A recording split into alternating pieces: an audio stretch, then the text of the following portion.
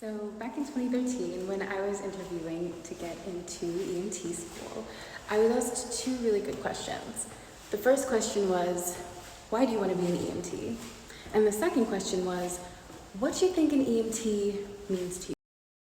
And because I was 19, and because this is all I really thought about doing, I told them, I want to work on a helicopter, I want to do flight, and I think EMT, being an EMT, means being calm when other people are going through extremely hard times and being diligent and honest the whole entire time.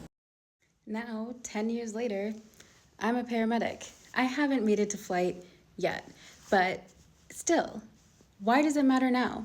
Well, if you saw my video recently, you saw that I was talking about the fact that a man who will remain nameless got into the EMS Expo in Las Vegas and started spreading racist rhetoric.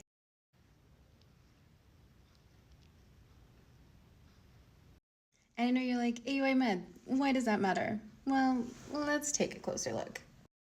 So according to this study posted on PubMed and published in March of 2020, females and minority racial and ethnic groups remain unrepresented in emergency medical services, a 10-year assessment. AUA Med, I don't know how to read medical studies. Don't worry, I got you. You see, according to this study that was made up of 588,000 EMTs and 105,000 paramedics, the proportion of females earning initial EMT certifications rose from 28% in 2008 to 35% in 2017. But they found that after your EMT, not that many actually became paramedics. Less than 1/4 of newly certified paramedics were actually female. That's a range of 20 to 23%.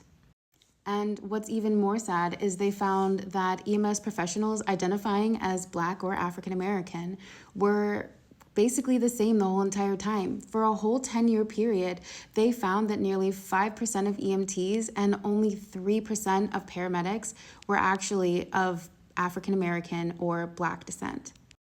The good news is that they also found that the proportion of newly certified Hispanics in EMS rose from a 10% to 13% among EMTs and from 6 to 10% among paramedics. And for those of us who need a more visual representation, that means that out of 100,000 people, 3,000 of them were African American, 10,000 of them were Hispanic or Latin American, and 87,000 people were considered white or of European descent.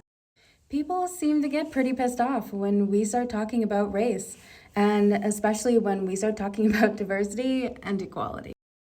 What people don't often understand, especially in the world of paramedicine and emergency medical services in a pre-hospital setting, is that underrepresentation is happening and it's widespread. And even in 2024, although probably not at the same numbers, it's still here. Because of men, like the guy at the Las Vegas Expo, who decided to start putting out misinformation about African Americans and Hispanic and other BIPOC communities, is that it is actually hurtful to not only EMS systems, but the people that we serve. It's definitely something that I don't understand, but that's because I'm BIPOC, so I am considered part of the minority always. And as a minority representative, especially in the EMS community, I want to extend an offer to you, because these conversations need to be had regardless of who it pisses off. We need to have the conversation of, why is my culture or my skin color underrepresented in a community that is helpful to legitimately everyone inside of our nation? And even more so, what can I do to get involved? I'm not saying that you have to go out and become an EMT or go to paramedic school, but I am saying that maybe you can start having the conversation of why, how, and when can we become better representatives of our cultures, and start sharing information. Even if you don't think you can work on an ambulance, maybe you have a cousin that could. Maybe you have a friend who has amazing skills at being calm when things are going crazy. I know in a lot of areas across the United States, you can go to firehouses and you can ask to visit. and they are more than willing to show you around. Not every EMS system is based in a firehouse, but a lot are.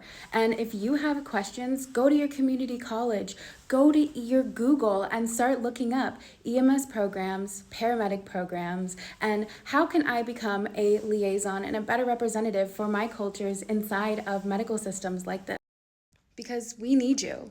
Not because having an only white system is wrong, it's just that we don't have an only white nation. So why would we have an only white emergency medical system that serves everybody?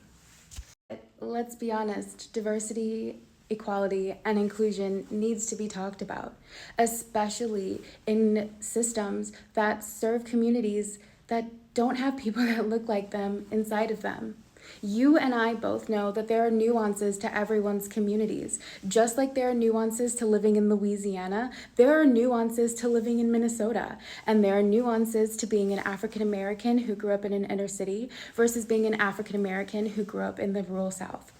It's so different for everybody, but when you don't have a represented group in front of you trying to give you care during the scariest time of your life potentially, you end up having miscommunications. So my challenge to you is, regardless of if you are in a public service position or you're just a layperson, investigate, have conversations, and thank the people, regardless of their race or the color of their skin, for their service. Because what we do is not easy, but we do it oftentimes because we love it.